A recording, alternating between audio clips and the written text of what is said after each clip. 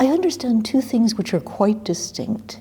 One of them is easier, perhaps, to define, and that is a historical period largely, but not exclusively, in Western Europe, somewhere between, let us say, 1660 and perhaps 1806. And that is a period which is a catch-all term for all manner of developments, particularly in intellectual history and in the history of science, so a history of the ideas of the period, but also a history of its politics, its culture, and its society. So that is the first and easiest definition of enlightenment. The second definition is perhaps more interesting, even though more complicated, which is the Enlightenment is a project. It is a project which has its roots in this historical period, but it is ongoing. It is a project of criticism and self-criticism.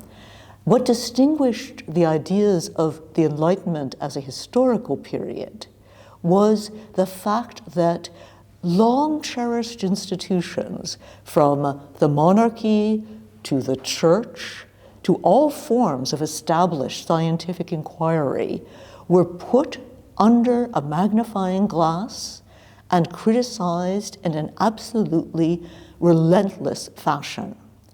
That spirit of criticism continues. Also, what continues is a confidence that the product of this criticism will not simply be a dismantling of what exists, but a building from the ground up of something better. So that conviction of criticism in the cause of progress is the ongoing project of enlightenment, still very much alive.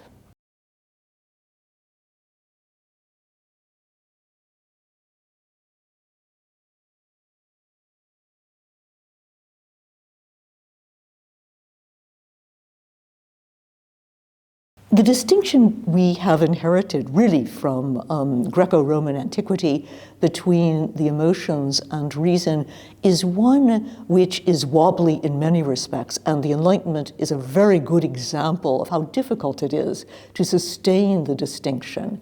One could argue that the reason of the Enlightenment was tinged, colored by very distinctive emotions, in particular, the emotions of sympathy. This is the age of philosophizing about sympathy as the core of all moral systems. It's also the age of sensibility, namely the view that literature itself should awaken our sympathies with those who are not in our position. It's an age in which the novel, for example, experiments with all kinds of perspectival flexibility in order to awaken sentiments of sympathy with people who may be very far away, who may be very far down in the social hierarchy, with women, with slaves. It is an age in which the exercise of reason is very much guided and fueled by the emotions. And of course, one of these emotions, we might call it a cognitive emotion, is curiosity. This is the emotion that Thomas Hobbes, the English political theorist, controversial political theorist of the 17th century, described as a passion which was in many ways more powerful than the appetites of hunger, thirst, and lust, because it is inexhaustible. And if there is a particular emotion which is the banner under which the Enlightenment reason marched, it is curiosity, an emotion which is impossible to distinguish from the exercise of reason.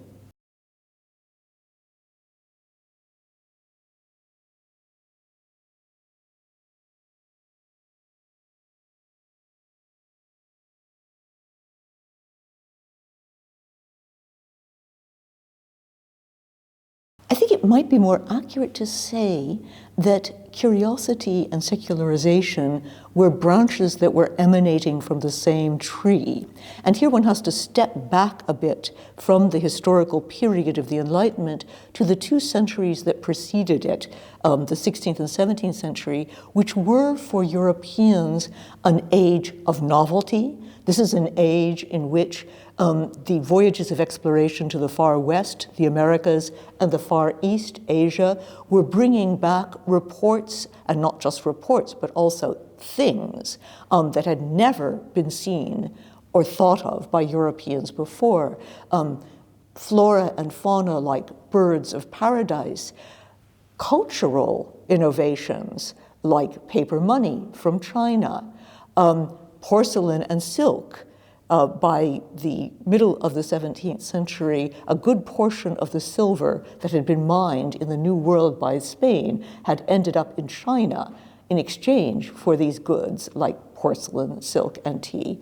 It was also an age, of course, in which ideas about how the geography of the world was constructed were fundamentally overturned. It wasn't as if the ancients had believed in a flat earth. They had known the earth was round, but they had not dreamt of the new continents of North and South America. So that shock of the new was very much the background, not just for curiosities in the sense of all of these objects, but stoking the desire to know ever more. But it's also a moment at which the religions of Europe came into contact with fundamentally different belief systems.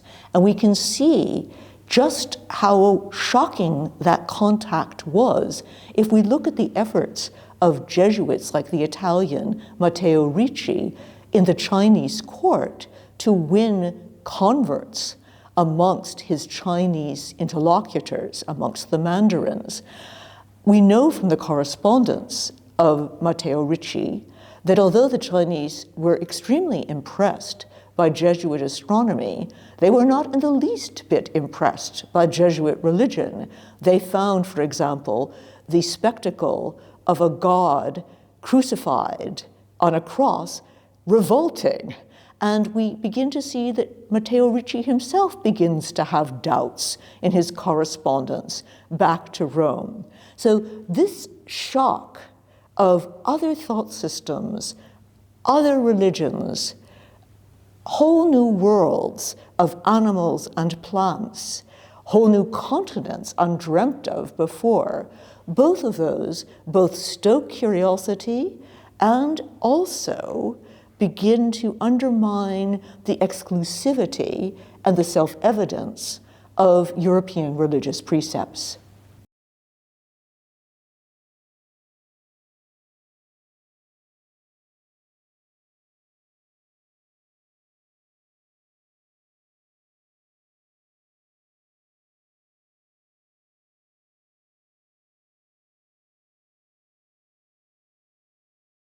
Business of Enlightenment science was, first of all, a business, and second of all, it was very much a collective effort and an international effort. So let's take the big science of the 18th century, botany.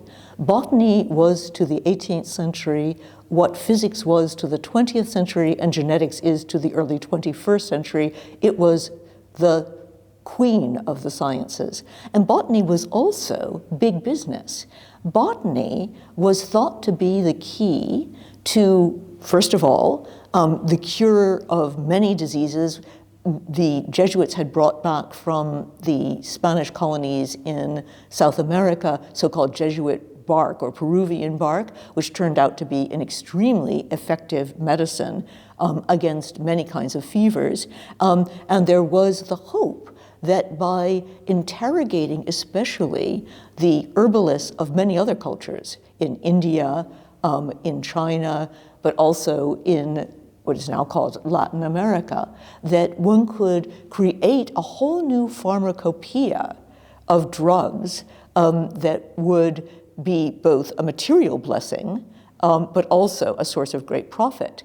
Moreover, commodities like tea were so valuable that botanists like the Swedish naturalist Carl Linnaeus thought that perhaps they might be acclimatized to Sweden if only he were careful enough to change the temperature ever so slightly until tea accustomed to growing in the tropical realms could be happily grown in the subarctic realms of Uppsala in Sweden. Linnaeus is a really interesting figure here because he's at the center of an absolutely global network of correspondents and also his students who are sent out to collect plant specimens from all over the known world and to send them back to Uppsala, where they become the basis for the Systema Naturae of 1735, which is an attempt to create a taxonomy for all living beings, and perhaps most influentially, this is the Species Plantarum of 1753, which is still the Big Bang moment of all botanical classification to this day. So this is certainly curiosity-driven, but it's also profit-driven, and it's also very much a collective enterprise not only of Linnaeus's students sent to the four corners of the earth, but also of the many, many indigenous informants who instructed botanists on the properties of the plants native to that region, and also ended up being the illustrators of the botanical works that spread their fame throughout the world.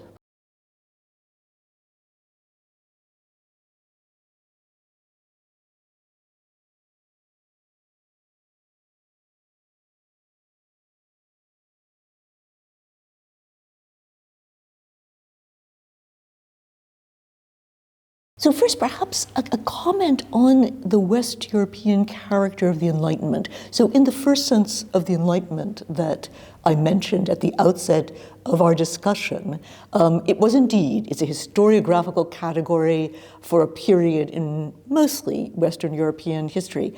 But even at the time, it was never just a Western European project. That contact I described between Western Europe and the peoples of other cultures elsewhere were very much the frame that made sense of the Enlightenment as an intellectual movement. So the fact that the Europeans discovered that one could not depend upon the precepts of Christianity or even of Islam, they were used to dealing with the Ottoman Empire, could be used as a framework for relationships, including contractual relationships, mercantile relationships with peoples elsewhere in the Far East and the Far West, was the inspiration for a very Enlightenment idea, namely natural law. That is, a body of law which did not depend upon the particular cultural and religious beliefs of any of the peoples who were party to its declarations and its obligations. Hugo Grotius writes in his great work on War and Peace of 1625, Hugo Grotius is a Dutch jurist, he says, "These things that I write about natural laws, about natural obligations, would be true even if there were no God," which gives you some idea of how radical this project was. And that project would have been inconceivable without the contacts worldwide. The studies of comparative religion and comparative languages, also very distinctive Enlightenment intellectual projects, but they have their root in this global experience, what some historians have called the deprovincializing of Europe. In terms of how cooperations, intellectual cooperations worked then and work now, I think probably the single most important difference is being in the room together. So returning to Linnaeus in Uppsala in Sweden, Linnaeus has a correspondence network of some 600 people all over the world. He has sent his students, often at great peril, a third of them die, to the farthest extremes of the known world to bring back specimens. But he very seldom sees his correspondents. He may never meet them. Linnaeus didn't like to travel. He traveled a bit in his youth and then decided that he would stay mostly between Uppsala and in Stockholm, excuse me. But nowadays, our collective work is very much the work of people being side by side with one another. It's a framework which allows for a certain kind of serendipity and spontaneity that perhaps the rather studied correspondence networks of the Republic of Letters, that was the overarching name for this great global collective of inquirers in the 18th century, that they could not have enjoyed.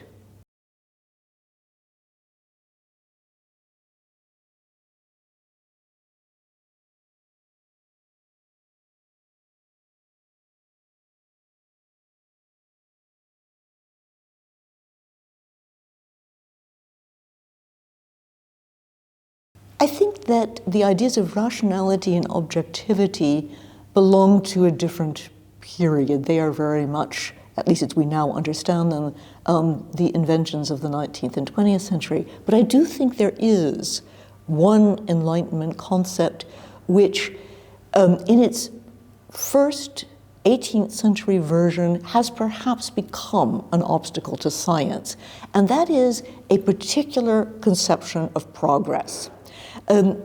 I mentioned at the outset of our discussion that one of the more distinctive aspects of Enlightenment as a project is the belief that progress is possible. It is a doctrine of hope.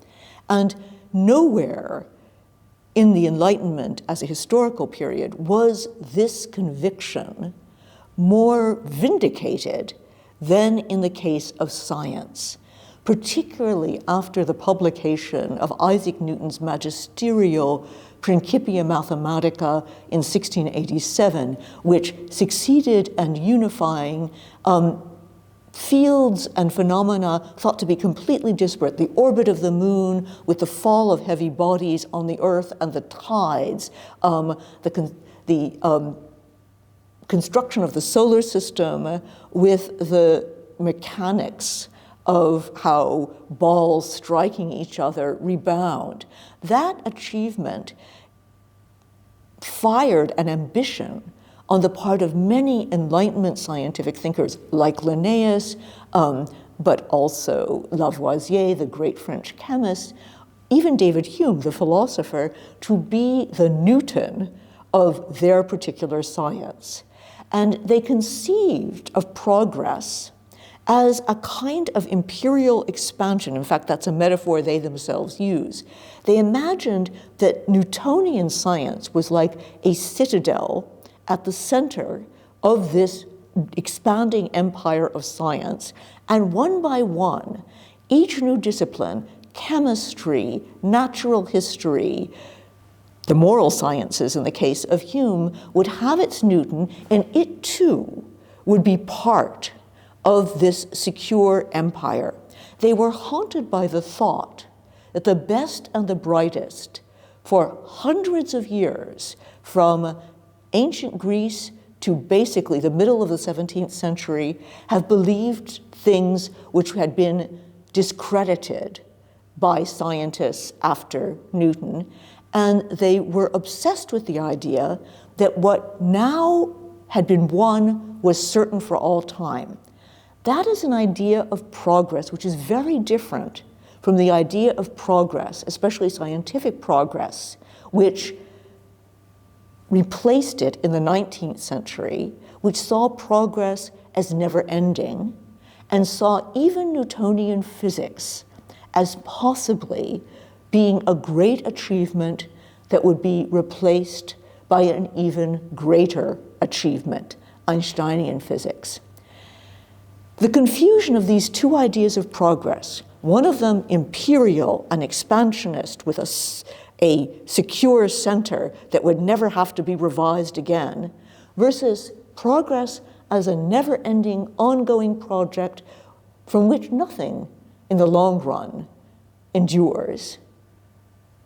Those two came into collision during the pandemic, and one saw how difficult it was for many of us, including many scientists, to square the notion of scientific progress, that knowledge advances, with the idea this means saying that what we believed last week, we no longer believe in light of further evidence. So that notion, Enlightenment notion, of imperialist, expansionist progress is an obstacle, I think, to the understanding of science nowadays.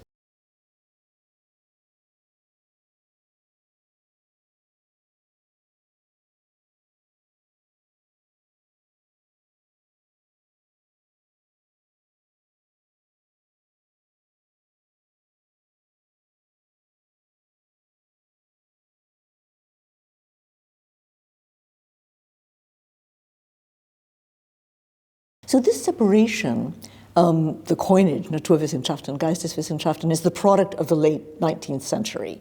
And it was very much a defensive move of what we now call the humanities, or the Geisteswissenschaften, against the rising prestige and power of the natural sciences, the Naturwissenschaften.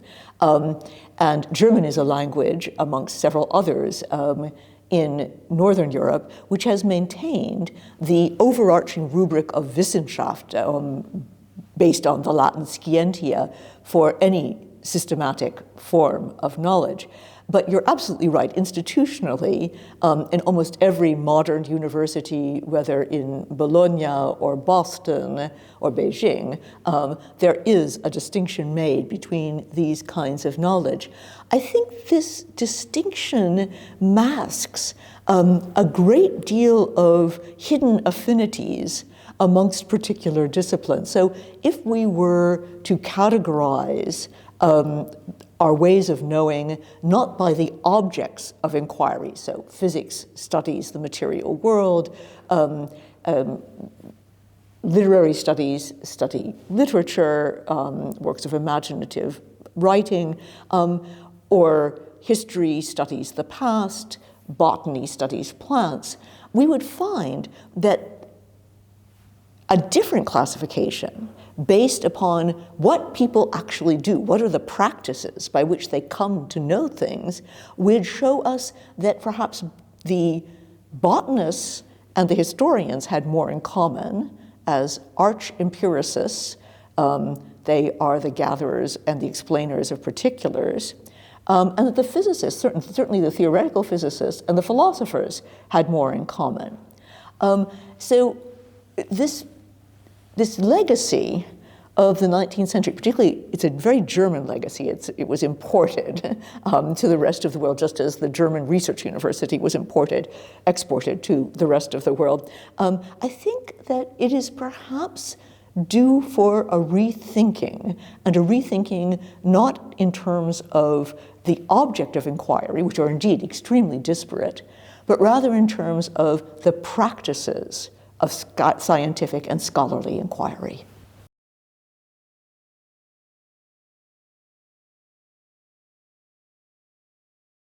I wouldn't suggest replacing the history of science with the history of knowledge, but I would suggest enlarging the history of science with the history of knowledge, and for at least two reasons. One of them is that we know, even if we just confine the history of science to the history of science within a European, broadly speaking, European tradition, we know that what we now call scientific, so for example, making an experiment, that these fundamental practices are practices which were imported from what we might call a history of knowledge tradition. So the experiment is rooted in the artisanal workshop and the making of tests. So the word experimentum in medieval Latin meant to test something. You might be testing, for example, a new way of dyeing cloth red, or you might be testing a new way of tempering iron. So already the history of science, even if it's construed in the most narrow Eurocentric fashion, is becoming a history of knowledge as we explore the historical roots of many of the practices we consider to be absolutely constitutive of modern science. If we expand our angle of vision, then we realize that the history of science, because it has been told not just as one Eurocentric narrative, but as the Eurocentric narrative, that which makes the West different from the rest, has very much obscured our vision of forms of knowledge which are efficacious in the world, and in fact, many of which became very important for the European sciences. I've already mentioned the case of botany and knowledge of plants and their properties in other parts of the world, but also have built into them very interesting scientific insights. So, for example, there are extremely sophisticated weaving traditions in many parts of the world. These weaving patterns show an extraordinary feel for geometry and certain kinds of space-filling figures. If we broadened our notion of mathematics to include not just the traditions which are derived from Euclidean mathematics, great though those traditions are, but to include a kind of mathematics which is implicit in the achievements of other cultures and in other contexts, we would have an extremely interesting, broadened view of knowledge of the natural world. So that, I think, would be a great enrichment of the history of science.